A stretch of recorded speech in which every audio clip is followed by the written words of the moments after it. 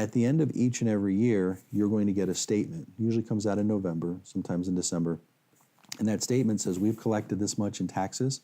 We've collected this much in insurance. On this date, we paid this much in taxes. On this date, we paid this much in insurance. And you'll have an accounting of all of that money. If the taxes and the insurance changed and there wasn't enough to cover it, then you have a shortage, and you either have to pay that shortage or it'll affect your payment the following year. So if you get a statement saying we were $120 short because your taxes went up, you can either pay $120 or we'll increase your payment by $10 a month next year, in addition to the new tax increase. So it could be like a 12, 15, whatever change in your payment. You'll get that each year. Pay attention, and if you have any questions, call me on it. We'll walk through it.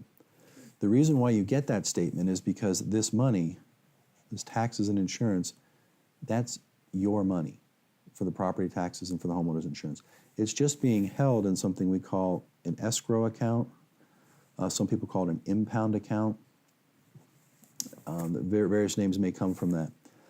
That piece of the equation is because it's held in a separate account and it's your money.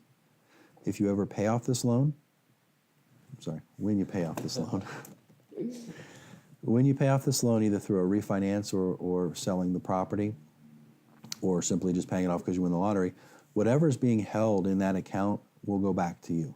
Typically it's like 30 days because it's your money. It's just we're paying your taxes and your insurance because those are high-risk pieces of the puzzle. If you don't pay your property taxes, they can put a lien on the property that gives them rights to it that would supersede ours, meaning they could actually take the property from you for not paying your taxes and not have to pay us. And in the insurance, if there's a lapse in the insurance and the house burns down, then you're out of a home and we're out of money. So we want to make sure those are taken care of. There are ways on some programs to keep those separate, but for now, we're going to make sure they're included in your payment. FHA requires it, and in conventional, we certainly encourage it for first-time home buyers. The importance of this being your money also is that the federal government has put limits on how much can be collected on your behalf. So we can't say that your taxes are $1,200 a year. We want to collect $500 a month for your taxes. There's a limit to what we can collect. There's a very specific formula. I really don't know what it is, but it works out to somewhere around a 2-month cushion, meaning at any given point, whatever's due to that point plus a small cushion is what's in your escrow account. So at the end of the year, when you get your statement, you'll always have a little bit of a balance in there. If you don't, then you have a shortage and you'll have to make that up. And it only changes once a year, so if your insurance changes mid-year, then that's typically where you'll see a shortage, because at the end of the year when they do their accounting, okay, we only collected this much, but now your premium is due and it's higher. So it's not like if you go change your insurance that your payment will immediately change the following month. So if you end up purchasing a home with very low taxes or very high taxes because of the specific situation of the previous owner, then the first year you'll pay whatever the current taxes are, and those will adjust the second year.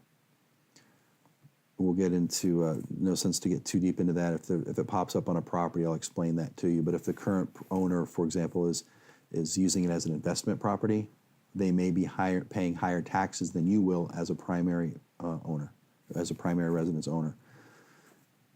Initially on, though, we won't know what those lower taxes are, so you'll be charged the higher amount for the first year. When the assessment happens and you get your statement, it'll say, wow, we collected too much money.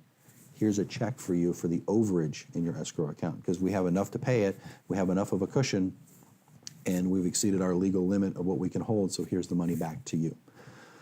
So at the end of the day, whatever your taxes and insurance are is what you're paying. You're not paying anything additional for that. Make sense?